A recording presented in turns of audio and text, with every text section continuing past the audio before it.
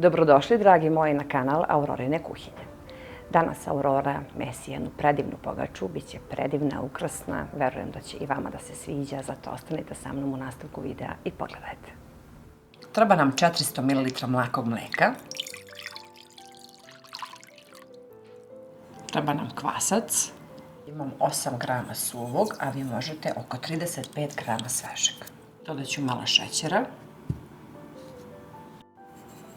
I jednu kašiku, 2 brašna, da nam samo kvasac nadođe. U nadošli kvasac dodat ću jedno celo jaje i jedno belance. Ima 3 kašike pavlake, možete kiselo mlijeko da stavite. 3-4 kašike ulja.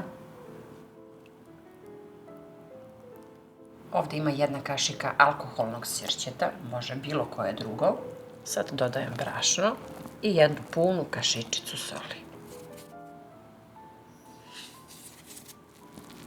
Promiješat ću, pa ću postepeno da dodajem brašno dok ne zamesim jedno fino mekano testo. Uglavnom, to je sve od namirnica što je potrebno.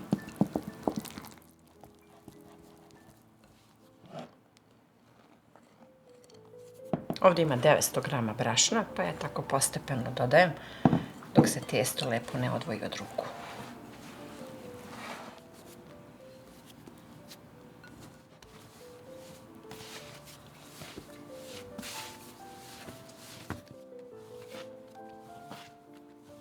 Evo, to je dovoljno brašna što se tiče testa, a ovo vrlo malo što je ostalo, to nam treba kasnije za premešivanje.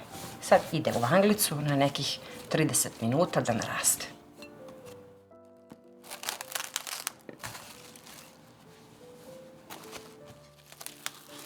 Evo, testo je stiglo. Stavit ću malo brašna, pa ćemo da podelimo testo na 4 jednake lopte. Ništa testo ne premešujemo, već podelimo ovako na 4. Ako volite da izmerite, da vam bude pogača lepša, bilo bi to poželjno. Evo ovako, ja ću da stavim na vagicu. Jedna loptica da nam bude oko 375 grama. Znači 4 velike i jedna mala oko 50 grama da nam bude za sredinu pogače. To sklonimo sa strane. Pokreću folijom samo 5 minuta, a onda ćemo da razvučemo testo. Uzmemo prvu lopticu i razvučemo je skroz tanko u jednu tanku koru.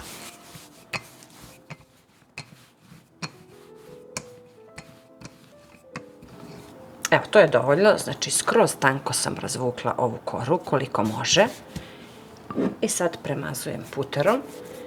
Može margarin da se koristi, pomalo ovako sud. Isto tako razvučemo i drugu koru.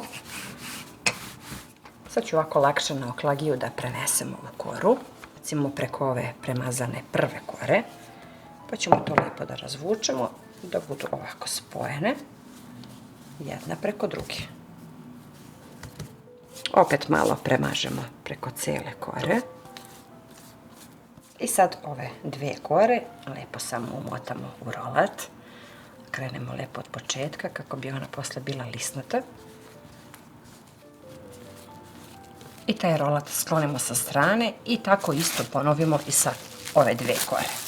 Evo, završila sam i ovaj drugi rolat. Sad ću ovaj prvi da sečem, pošto je on već malo narasao. Treba nam ili oštar nož, ili ako imate ovo kao ja, sečemo ovako 1 cm, možda malo manje, ove male rolatiće. Ceo rolat tako i sečemo.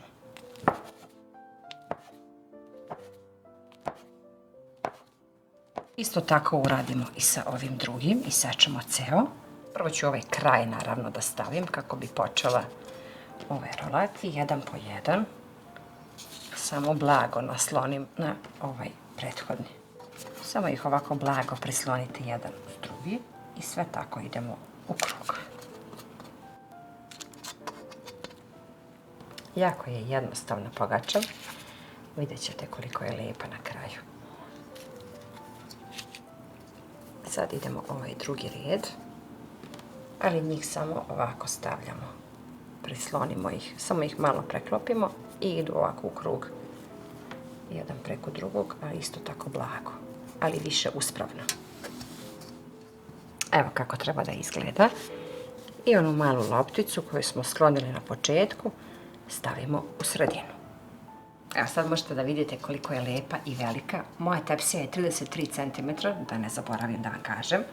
Pokrit ću je krpom da malo naraste, a onda ću da je premažem sa jednom umućenom žumance. Renu sam uključila na 180 stepeni kao i svaku pogaču. Pošto je ova pogača tanka, nije nešto debela, nije testana. Ja nju pečem oko 30-35 minuta. Čim porumeni stavim je papir za pečanje da dobije onako lepu zlatnu žutu boju. I to je to. Možemo malo susama da stavimo preko.